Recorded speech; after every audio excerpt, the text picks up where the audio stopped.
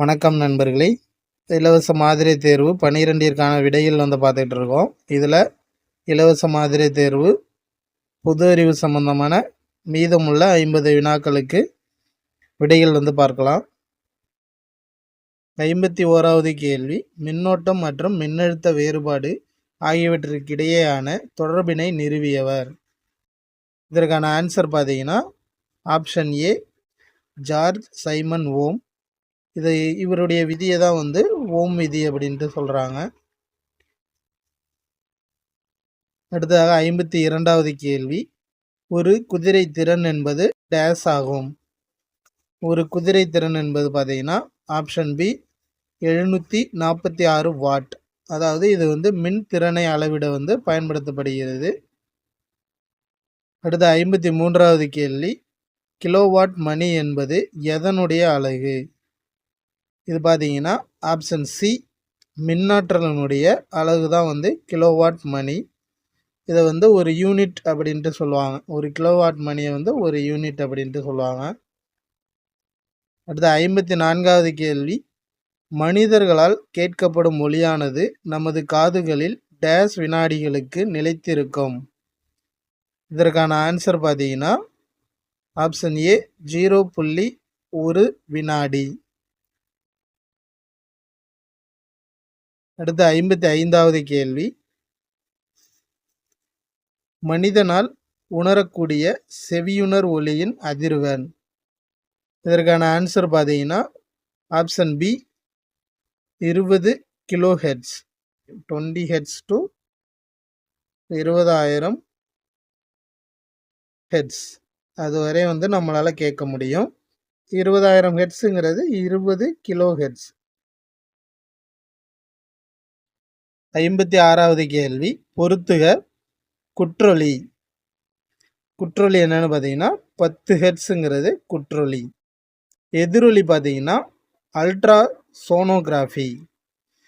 மீயொலிங்கிறது 22 kilo hertz. அதாவது நம்ம கேட்கக்கூடிய அளவை விட அதிகமாக உள்ளது தான் மீயொலி. அடுத்து அழுத்தம் மிகுந்த பகுதி இறுக்கங்கள். இதற்கான ஆன்சர் பார்த்தீங்கன்னா ஆப்ஷன் டி 3421. 18வது தொகுதி தனிமங்கள் எவ்வாறு அழைக்கப்படுகிறது? இதற்கான ஆன்சர் பார்த்தீங்கன்னா ஆப்ஷன் ஏ மந்த வாயுக்கள் என்று அழைக்கிறாங்க. ஹேலஜன்கள் பார்த்தீங்கன்னா 17வது தொகுதி தனிமங்களை கேலஜன்கள்னு சொல்லுவாங்க. கார உலோகங்கள் பார்த்தீங்கன்னா 1வது தொகுதி தனிமங்கள். அடுத்து இடைநிலை உலோகங்கள் பார்த்தீங்கன்னா 3 முதல் 12 வரை உள்ள அனைத்தும் இடைநிலை உலோகங்கள்னு சொல்லுவாங்க. அடுத்து 58வது கேள்வி, காப்பரின் முக்கிய தாது டேஸ் ஆகும். இதற்கான ஆன்சர் பார்த்தீங்கன்னா option A copper pyrite. Copper pyrite என்பது தான் காப்பரின் முக்கிய தாது. இது பார்த்தீங்கன்னா 76%. 76% காப்பர் இந்த காப்பர் பைரைட்டில் இருந்து தான் பெறப்படுகிறது. அடுத்ததாக 59வது கேள்வி, ஹேலஜன் குடும்பம் எந்த தொகுதியை சேர்ந்தது? இதற்கான ஆன்சர் ஆப்ஷன் ஏ 17வது தொகுதி தனிமங்கள்.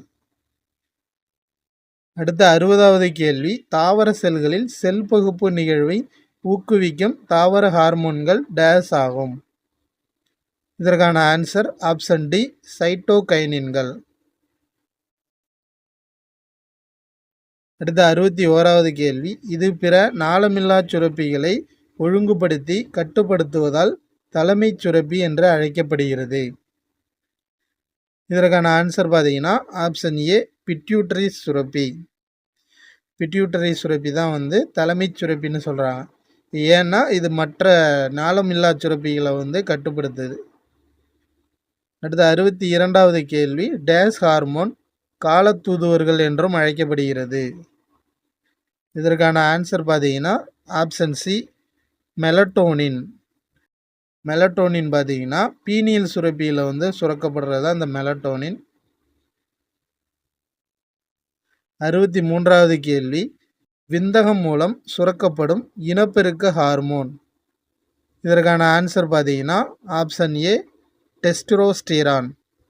இந்த ஈஸ்ட்ரோஜன், ப்ரோஜெஸ்ட்ரான் இதெல்லாம் பார்த்தீங்கன்னா பெண்களுக்குரிய இனப்பெருக்க ஹார்மோன். அடுத்த 64வது கேள்வி, எல்ஹெச்ஐ சுரப்பது டேஸ். இதற்கான ஆன்சர் பார்த்தீங்கன்னா ஆப்ஷன் சி பிட்யூட்டரின் முன்கதுப்பு. இந்த எல்ஹெச்னா என்னென்னா லூட்டினைசிங் ஹார்மோன்னு சொல்லுவாங்க. இதை சுரக்கிறது பிட்யூட்டரின் முன்கதுப்பு. அடுத்ததாக 65வது கேள்வி, கீழுள்ளவற்றுள் எது நாளமுள்ள சுரப்பியாகவும் நாளமில்லா சுரப்பியாகவும் செயல்படுகிறது? இதற்கான ஆன்சர் பார்த்தீங்கன்னா ஆப்ஷன் ஏ கணையம். இந்த கணையம் பார்த்தீங்கன்னா இரைப்பைக்கும் டியோட்டினத்திற்கும் இடையில் காணப்படுது. இந்த கணையம் கணைய நீரை சுரக்குது. இந்த கணைய நீர் பார்த்தீங்கன்னா உணவு செரித்தலில் முக்கிய பங்கு வகிக்கிறது. அடுத்ததாக 66வது கேள்வி, நீரின் மூலம் நடைபெறும் மகரந்த சேர்க்கைக்கு டேஸ் என்று பெயர். இதற்கான ஆன்சர் பார்த்தீங்கன்னா ஆப்ஷன் டி ஹைட்ரோஃபிலி. ஹைட்ரோஃபிலி தான் நீரின் மூலம் நடைபெறும் மகரந்த சேர்க்கைக்கு பெயர். இந்த சூப்ளினா என்னென்னு பார்த்தீங்கன்னா விலங்குகள் மூலம் நடைபெறுற மகரந்த சேர்க்கைக்கு தான் சூப்ளி. அடுத்ததாக எண்டமோஃபிலிங்கிறது என்னென்னா பூச்சிகளின் மூலம் நடைபெறுற மகரந்த சேர்க்கைக்கு எண்டமோஃபிலின்னு பேர். அடுத்த அனிமோஃபிலிங்கிறது என்னென்னா காற்றின் மூலம் நடைபெறும் மகரந்த சேர்க்கை தான் அனிமோஃபிலி. அடுத்ததாக 67வது கேள்வி, 21வது குரோமோசோமில் ஒரு கூடுதல் நகல் குரோமோசோம் உள்ள மரபியல் நிலை. இந்த 21வது ட்ரைசோமிய நிலையை கேட்டிருக்காங்க. இது என்ன நிலைனா ஆப்ஷன் சி டவுன் நோய் சின்ட்ரோம். டவுன் நோய் சின்ட்ரோம்ங்கிறது தான் 21வது குரோமோசோமில் ஒரு கூடுதல் நகல் குரோமோசோம் உள்ள நிலை. அடுத்த 68வது கேள்வி, மனிதனில் காணப்படும் குரோமோசோம்களின் எண்ணிக்கை. இதற்கான ஆன்சர் பார்த்தீங்கன்னா ஆப்ஷன் ஏ 22 ஜோடி ஆட்டோசோம்கள் மற்றும் ஒரு ஜோடி அல்லோசோம்கள். Option A. அடுத்ததாக 69வது கேள்வி, ராஜாராம் மோகன் ராய் 1833 இயற்கை எய்திய பின்னர் அவர் விட்டு சென்ற பணிகளை தொடர்ந்தவர்.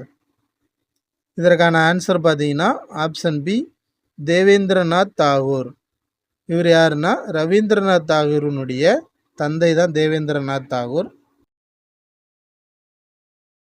அடுத்து 70வது கேள்வி, முதன்முறையாக திருமண வயது சட்டம் இயற்றப்பட்டது எப்பொழுதுன்னு கேட்டிருக்காங்க. இதற்கான ஆன்சர் பார்த்தீங்கன்னா ஆப்ஷன் பி 1860. அப்பொழுது பார்த்தீங்கன்னா 10 வயதாக நிர்ணயம் செஞ்சுருக்காங்க. இந்த திருமண வயது சட்டம் இயற்றப்பட்ட பெருமை யாருடையதுன்னு பார்த்தீங்கன்னா ஈஸ்வர சந்திர வித்யாசாகரை சேரும்.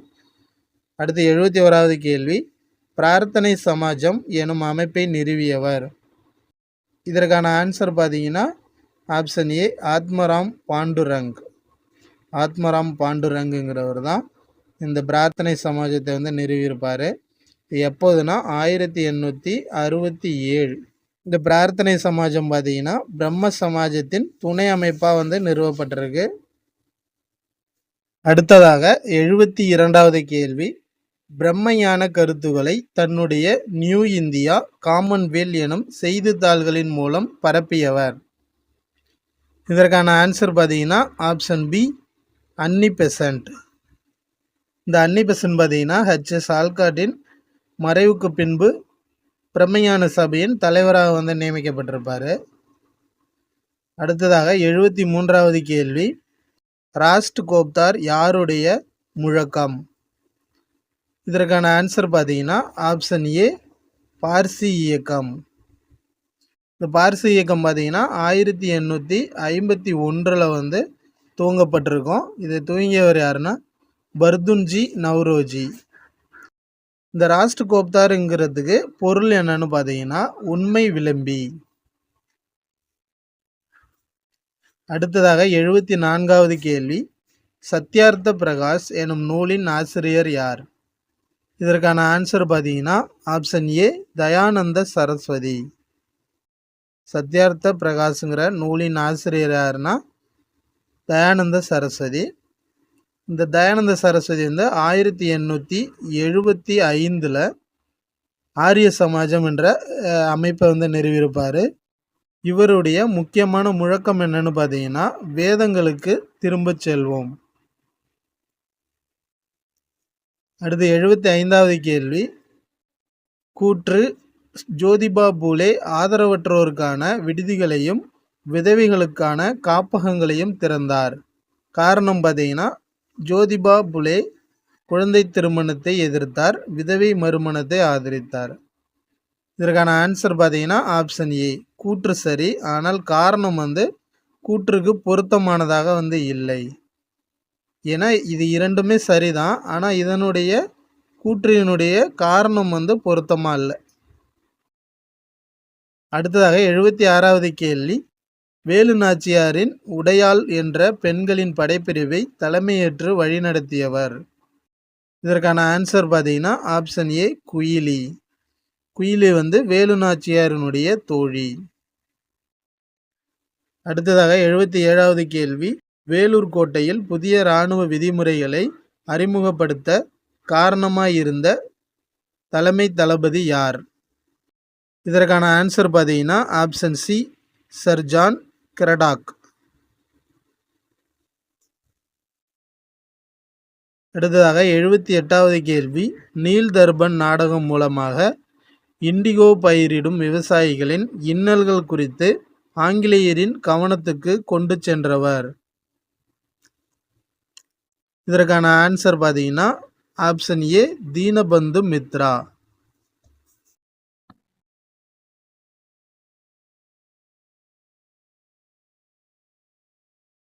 அடுத்ததாக 79வது கேள்வி. வங்கப்பிரிவினை எந்த நாளில் நடைமுறைக்கு வந்தது? இதற்கான ஆன்சர் பார்த்தீங்கன்னா ஆப்ஷன் டி 1905 அக்டோபர் 16. அடுத்து 80வது கேள்வி. இந்தியாவின் முதல் அணுமின் நிலையம் எப்பொழுது நிறுவப்பட்டது? இதற்கான ஆன்சர் ஆப்ஷன் சி 1969. எங்கன்னு பார்த்தீங்கன்னா மும்பையில் தாராப்பூரில் வந்து நிறுவியிருப்பாங்க. மாநிலம் பார்த்தீங்கன்னா மகாராஷ்டிரா மாநிலத்தில் வந்து முதலாக அணுமின் நிலையம் வந்து தொடங்கப்பட்டிருக்கு. அடுத்ததாக 81வது கேள்வி. இந்தியாவில் உற்பத்தி செய்யும் திட்டம் துவங்கப்பட்ட ஆண்டு. இதற்கான ஆன்சர் பார்த்தீங்கன்னா ஆப்ஷன் ஏ 2014. இந்தியாவில் தயாரிப்போம்ங்கிறது என்னன்னா மேக் இன் இந்தியா திட்டம். இதற்கான நோக்கம் என்னன்னு பார்த்தீங்கன்னா, உலக வரைபடத்தில் இந்தியாவை வந்து சிறந்த தொழிலக உற்பத்தி நாடாக வந்து முன்னேற்றுவது தான். அடுத்து 82வது கேள்வி. இந்தியாவில் தங்க நாற்கரை சாலையின் நீளம். இதற்கான ஆன்சர் பார்த்தீங்கன்னா ஆப்ஷன் ஏ 5846 கிலோமீட்டர். 5846 கிலோமீட்டர். இது மொத்தமாக பார்த்தீங்கன்னா 4 to 6 வழிகள் வந்து இருக்குது. இந்த சாலை எப்போது வந்து நிறுவப்பட்டதுன்னா 1999. 1999 இந்த சாலை வந்து அமைச்சிருப்பாங்க. இந்த தங்க நாற்கரை சாலை பார்த்தீங்கன்னா மொத்தமாக 4 முக்கிய நகரங்களை வந்து இணைக்குது. அதாவது டெல்லி, அடுத்து கொல்கத்தா, அடுத்து சென்னை, அடுத்து மும்பை. அதாவது நாற்கர வடிவில் இணைக்கிறதுனால இதை வந்து தங்க நாற்கர சாலை அப்படின்ட்டு சொல்கிறாங்க. டெல்லி, கொல்கத்தா, சென்னை, மும்பை, திரும்ப டெல்லி. அடுத்து 83வது கேள்வி. தேசிய தொலையுணர்வு மையம் அமைந்துள்ள இடம். இதற்கான ஆன்சர் பார்த்தீங்கன்னா ஆப்ஷன் டி ஹைதராபாத். அடுத்ததாக 84வது கேள்வி. நடுவண் அரசின் ஆண்டு வரவு செலவு திட்டத்தினை யாருடைய அனுமதி பெற்ற பின்னர் நடுவண் நிதி அமைச்சர் மக்களவையில் சமர்ப்பிக்கிறார்? இதற்கான ஆன்சர் பார்த்தீங்கன்னா ஆப்ஷன் ஏ குடியரசுத் தலைவர். அடுத்ததாக 85வது கேள்வி. மாநிலங்களவையில் சட்ட மசோதாவின் மீது நடைபெற்ற வாக்கெடுப்பு சமநிலையில் இருக்கும் பட்சத்தில் அரசியலமைப்பு சட்டப்பிரிவு டேஸின் படி துணை குடியரசுத் தலைவர் வாக்கு அளிக்கலாம். சமநிலையில் இருந்தால் துணை குடியரசுத் தலைவர் எப்பொழுது எந்த விதியின்படி வாக்களிக்கலாம்னு கேட்டிருக்காங்க. இதற்கான ஆன்சர் பார்த்தீங்கன்னா ஆப்ஷன் ஏ, சட்டப்பிரிவு 100 கீழ் வந்து அவர் வாக்களிக்கலாம். அடுத்து 86வது கேள்வி, உச்சநீதிமன்ற தலைமை நீதிபதி மற்றும் மற்ற நீதிபதிகளை நியமிப்பவர். இதற்கான ஆன்சர் பார்த்தீங்கன்னா ஆப்ஷன் ஏ, குடியரசுத் தலைவர். அடுத்து 87வது கேள்வி, மாநில அமைச்சரவையின் தலைவர். இதற்கான ஆன்சர் பார்த்தீங்கன்னா ஆப்ஷன் டி, முதலமைச்சர். முதலமைச்சர் தான் அமைச்சரவையின் தலைவராக வந்து இருப்பார். அடுத்து 88வது கேள்வி பார்த்தீங்கன்னா, இந்தியாவில் முதலில் உயர்நீதிமன்றங்கள் தொடங்கப்பட்ட இடங்கள். இதற்கான answer option A, Kolkata, Mumbai, Chennai.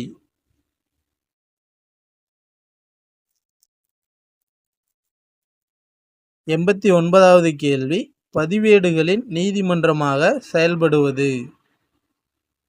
இதற்கான ஆன்சர் பார்த்தீங்கன்னா ஆப்ஷன் பி, உயர்நீதிமன்றம். உயர்நீதிமன்றம் வந்து பதிவேடுகளின் நீதிமன்றமாக செயல்படுகிறது. 90வது கேள்வி, உலகளாவிய பொது வழங்கல் முறையை ஏற்றுக்கொண்ட ஒரே மாநிலம். இதற்கான ஆன்சர் பார்த்தீங்கன்னா ஆப்ஷன் சி, தமிழ்நாடு. யூபிடிஎஸ்ன்னு சொல்லுவாங்க. 91வது கேள்வி, இந்தியாவில் வருமான வரி சட்டம் முதலில் டேசாம் ஆண்டு அறிமுகப்படுத்தப்பட்டது.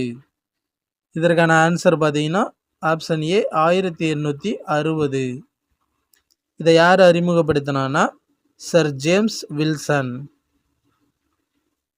அடுத்ததாக 92வது கேள்வி, 704 சதுர சென்டிமீட்டர் மொத்த புறப்பரப்பு கொண்ட ஒரு கூம்பின் ஆரம் 7 சென்டிமீட்டர் எனில் அதன் சாயுயரம் வந்து கேட்குறாங்க.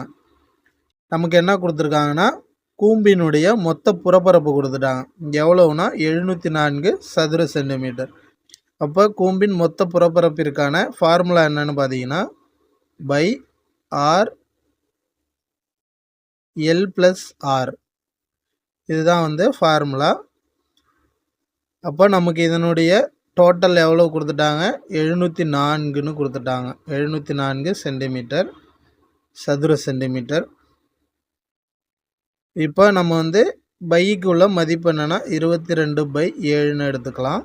நமக்கு ஆறு என்ன கொடுத்துருக்காங்க, 7 சென்டிமீட்டர் வந்து கொடுத்துருக்காங்க. அப்போ 7 எல் தான் கேட்டிருக்காங்க. அப்போ எல் வந்து நமக்கு தெரியாது. அப்போ எல் ப்ளஸ் ஆர் கொடுத்துருக்காங்க. ஆறு என்னென்னா 7. அப்போ ஈக்குவல் டு 704. 704ன்னு இருக்குது. இப்போ இந்த 7க்கும் இந்த 7க்கும் அடிபட்டுரும். 22 இந்த பக்கம் வந்தால் பை வகுத்தலுக்கு வந்துடும்.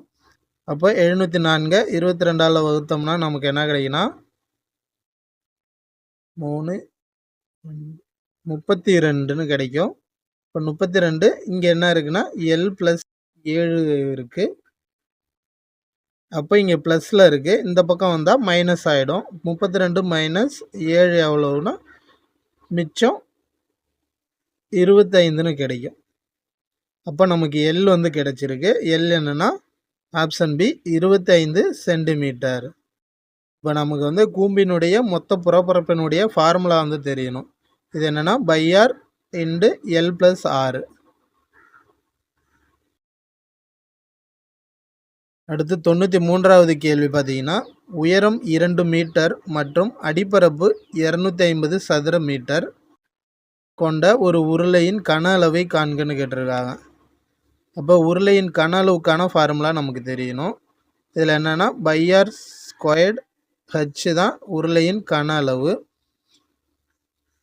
நமக்கு வந்து உயரம் கொடுத்துட்டாங்க. உயரம் வந்து 2ன்னு கொடுத்துருக்குறாங்க. இதன் அடிப்பரப்பு என்னென்னா 250 சதுர மீட்டர்னு கொடுத்துருக்காங்க. அப்போ அடிப்பரப்பிற்கான ஃபார்முலா பார்த்தீங்கன்னா பை ஆர் ஸ்கொயர்டுன்னு வரும். இப்போ பை ஆர் ஸ்கொயர்டு வந்து நமக்கு கொடுத்துட்டாங்க. எவ்வளவு, 250ன்னு கொடுத்துருக்காங்க. ஹச் எவ்வளவு, இன்டு 2. அப்போ இதை பெருக்கணும்னா நமக்கு என்ன கிடைக்குன்னா உருளையினுடைய கன அளவு வந்து கிடைச்சிரும். ரெண்டையும் பெருக்குனா என்ன கிடைக்குன்னா 500.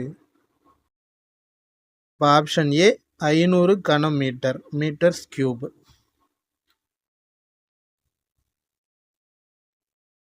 அடுத்ததாக பார்த்தீங்கன்னா 94வது கேள்வி, இரு கோளங்களின் ஆரங்களின் விகிதம் 4:7 எனில் அவற்றின் கன அளவுகளின் விகிதம் காண்க. நமக்கு என்ன கொடுத்துருக்காங்க, கோளங்களின் ஆரங்களின் விகிதம் வந்து கொடுத்துட்டாங்க 4:7ன்னு. அப்போ நம்ம R1 என்ன, R1:R2 கொடுத்துருக்குறாங்க. என்ன கொடுத்துருக்காங்க, 4:7ன்னு கொடுத்துருக்குறாங்க. கோளத்தின் கன அளவிற்கான ஃபார்முலா தெரியணும். ஃபார்முலா என்னென்னா 4/3/r³ r³ தான் கன அளவுக்கான ஃபார்முலா. நமக்கு 2 ஆரங்கள் கொடுத்ததுனால இதை R1ன்னு எடுத்துக்கோங்க. இன்னொன்று 4/3/r²ன்னு எடுத்துக்கோங்க. அப்போ இந்த 4/3 இந்த 4/3 அடிபட்டுரும், இந்த பை அடிபட்டுரும். இப்போ நமக்கு என்ன இருக்கும், R³ இங்கே R1³ இங்கே R2³ இருக்கும். இப்போ R1 என்ன நமக்கு 4, இப்போ 4³ கொடுத்துருக்காங்க. ஈஸ்ட்டு இங்கே என்ன இருக்கும், 7 இருக்குது, 7³ கொடுத்துருக்காங்க. அப்போ 4³ எவ்வளோன்னா 64ன்னு கிடைக்கும். அப்போ 7³ எவ்வளோன்னா 343ன்னு கிடைக்கும். இப்போ இதற்கான ஆன்சர் பார்த்தீங்கன்னா ஆப்ஷன் சி 64:343. இது வந்து 2 கோளங்களின் ஆரங்கள் கொடுத்துருக்காங்க. நமக்கு 4:7 என்று விகிதம் வந்து கொடுத்துட்டாங்க. இதை வச்சு நம்ம கன அளவிற்கான ஃபார்முலாவை வச்சு போட்டோம்னா நமக்கு ஆன்சர் வந்து கிடைச்சிரும். அடுத்து 95வது கேள்வி, உலக புகையிலை எதிர்ப்பு தினம் டேஸ். இதற்கான ஆன்சர் பார்த்தீங்கன்னா ஆப்ஷன் சி மே 30. இந்த மே 1 பார்த்தீங்கன்னா உழைப்பாளர் தினம்னு சொல்லுவாங்க, மே தினம்னு சொல்லுவாங்க. அடுத்து 96வது கேள்வி, கிராண்ட் மாஸ்டர் பட்டத்தை வென்ற தமிழகத்தின் முதல் பெண்மணி யார்? இதற்கான ஆன்சர் பார்த்தீங்கன்னா ஆப்ஷன் சி வைசாலி ரமேஷ் பாபு. அடுத்து 97வது கேள்வி, சமீபத்தில் உலகின் மிக உயரமான எவரெஸ்ட் சிகரத்தில் ஏறிய இளம் இந்தியர். இதற்கான ஆன்சர் பார்த்தீங்கன்னா ஆப்ஷன் டி காம்யா கார்த்திகேயன்.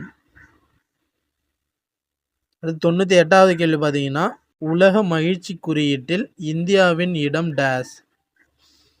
இதற்கான ஆன்சர் பார்த்தீங்கன்னா ஆப்ஷன் டி 126வது இடம். முதலாவது இடம் யாருன்னா ஃபின்லாந்து. ஃபின்லாந்து தான் முதலாவது உலக மகிழ்ச்சி குறியீட்டில் முதலாவதாக இருக்குது. இது தொடர்ந்து பார்த்தீங்கன்னா 7வது முறையாக வந்து தேர்ந்தெடுக்கப்பட்டிருக்கு. கடைசி இடம் யாருக்குன்னா ஆப்கானிஸ்தான் நாட்டிற்கு. அடுத்ததாக 99வது கேள்வி, யுனிசெஃபின் இந்தியாவின் இளம் தூதராக நியமிக்கப்பட்டவர். இதற்கான ஆன்சர் பார்த்தீங்கன்னா ஆப்ஷன் பி வினிஷா உமா சங்கர். அடுத்து 100வது கேள்வி பார்த்தீங்கன்னா, உலக பாரா தடகள சாம்பியன்ஷிப் போட்டிகள் 2024 எங்கு நடைபெற்றது? இதற்கான ஆன்சர் பார்த்தீங்கன்னா ஆப்ஷன் டி ஜப்பானில் வந்து நடைபெற்றிருக்கும். இதில் நம்ம தமிழ்நாட்டை சேர்ந்த மாரியப்பன் அவர்கள் வந்து தங்கம் வென்றிருப்பார் நீளம் தாண்டுதல் போட்டியில். ஓகே நண்பர்களே, இதோட இலவச மாதிரி தேர்வு 12ற்கான பொது அறிவு சம்பந்தமான வினாக்களின் விடைகள் வந்து முடிவு பெறுது. ஓகே நண்பர்களே, தேங்க்ஸ்.